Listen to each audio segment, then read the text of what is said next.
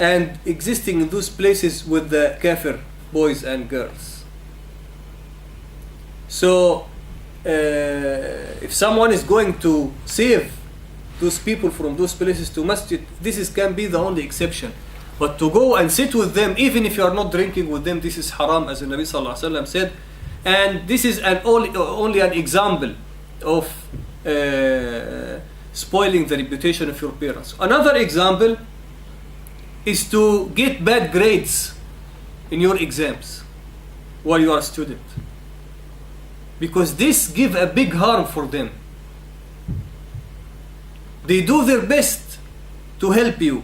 They do their best to make you comfortable with your studying. Even they spend a lot of money if you need money to study, if you need to travel somewhere and you don't have this money and your father has, he spent this money, and sometimes he borrow money from the others to buy books for you, to find a place for you to live if there is in a far place, for your transportation, for your food, just to study very well, and because he wants you to be the best. And after all of this effort, you get bad grades. What harm that you are causing to your parents. This is a very big dam. Someone can say, why it is them? Why it is them to get bad grades? Some people get high grades, some people get low grades. It is not them to get low grades. No, it is them. Because no one will get those low grades without being careless person. Someone can say, but I don't like this subject. This subject that I get low grades, I don't like. Yes, there are grades. There is A, there is B, there is C. If you don't like this subject, maybe you get B or C. But to get F means that you was careless. You did not study well in any subject. Every one of us, during your study in primary school and secondary school and high school and university and postgraduate, you will always find some subjects you like and some subjects you don't like. Even if you went to the university or the high school that you like, you will always find some subjects that you don't like. Do you fail all of them? No, you don't fail. There is difference between not getting the highest grade, not getting A, and failing. Failing means that you are careless. 100%, whatever the subject, whatever difficult the subject is. Anyone who he fail only because he's careless. He fail only because he's lazy. This is the only reason for failing. Unless there is for example, there is a sudden thing. For example, he was sick or something, and this you can claim they can repeat the exam again for you if you have a serious condition like this. But normally, no one fails a subject unless he is careless. So this is a big harm that you make to your parents, that you cause to your parents, that they spend their effort and their wealth and their dua for you to be the best, and at the end you come to them with the transcript with some F grades in it. This is a big harm for your parents, and Allah subhanahu wa ta'ala can punish you because of this. Also, to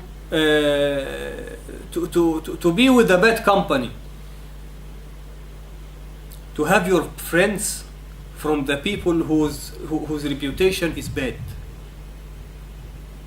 They are smoking, they are going out with girls, and some of them they have girlfriends. I don't do like them. Yes, they are smoking, but I don't smoke. They are drinking, some of them they drink beer, but I don't drink. Some of them they have girlfriends, but I don't have. Especially in this country, there are the kafirs, and this is one of the dilemmas of living here. The kafirs are not like us. Drinking is not a crime for them. Having a girlfriend, this is normal. Marriage is the thing that is distinct now. But normally, everyone, whenever he's grown up, the normal thing is to have a girlfriend, mean that to do zina. The normal thing is to do zina. So, if your parents are respected people, and your friends are from those. Because there is difference between colleagues and friends. You don't choose your colleagues in the class, you don't choose your colleagues at work. Maybe to some extent you can choose, for example, if you if in the graduation project, for example, if you are divided into groups, you may choose each other's. It is not 100% free to choose, but there is a freedom. But in your class, there is no freedom to choose.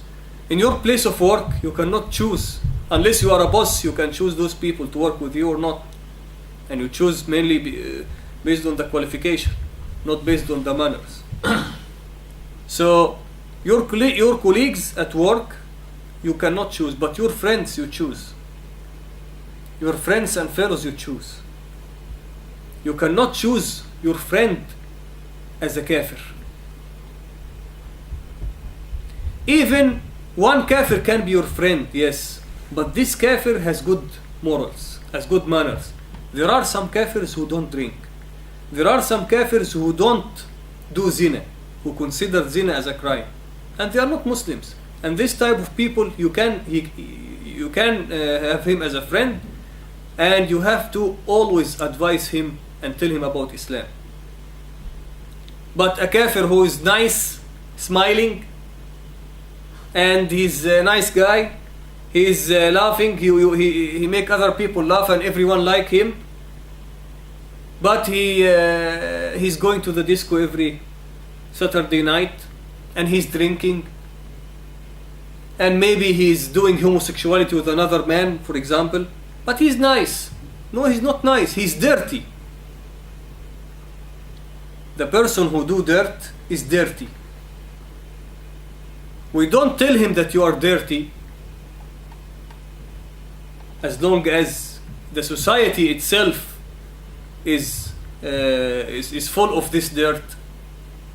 Because if the whole place is dirty, you cannot tell someone that he's dirty, because you cannot distinguish. When a person is said to be dirty, if he's in a clean place and he's the dirty person, then people tell him that you are dirty, you smell bad.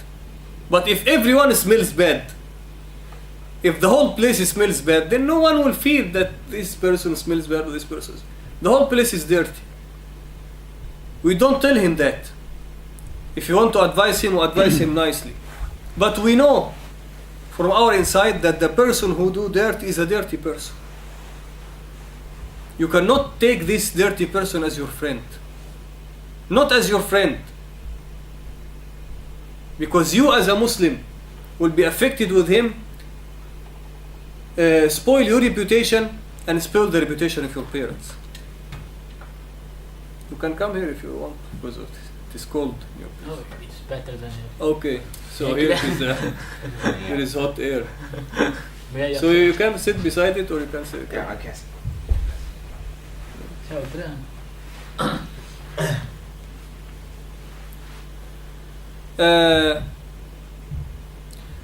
So this number 11, to spoil the reputation of your parents outside, because spoiling the reputation means that you are doing something bad at the front of people outside, which can badly affect your parents' reputation. Like what we said, going to bad places, having bad company, getting bad grades in school, and other examples. Number 12, at home. To do bad things at home. To smoke at the front of your father at home, and this is worse. If you smoke with your friends outside home, this is bad, but to smoke at the front of your father inside home, this is worse. Because meaning that you are challenging him. You are challenging your parents. I am doing this. And one of the dirty things in this country, which is full of dirty morals, is that they encourage children who are grown up to practice their freedom inside home. And in some newspapers they put a number. If your father tell you not to bring your boyfriend or your girlfriend to home, call this number. What does it mean? You are a boy or you are a man, young man, having a girlfriend. What is the mean? A girl that you do zina with her. If your father tell you, don't bring this girlfriend to my house, then you call this number. Then they can deal with your father, because he's preventing you from practicing your freedom.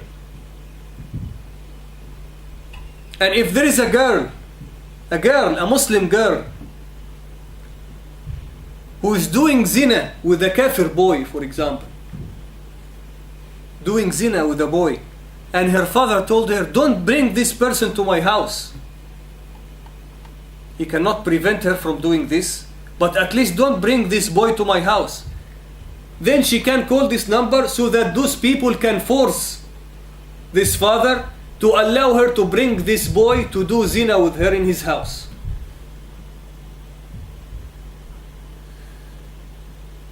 And this is not a strange thing here. This is well known. And there are, I don't remember the name of the newspapers, but some brothers they have showed.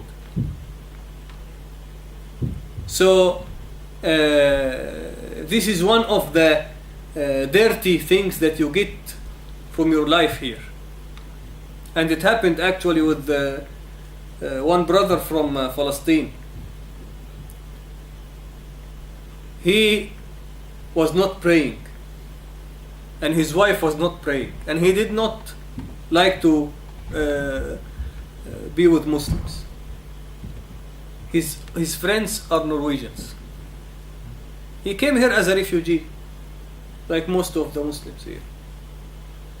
And he liked to be mixed with the society, to dissolve in the society. And another brother from Palestine also, he was always advising him.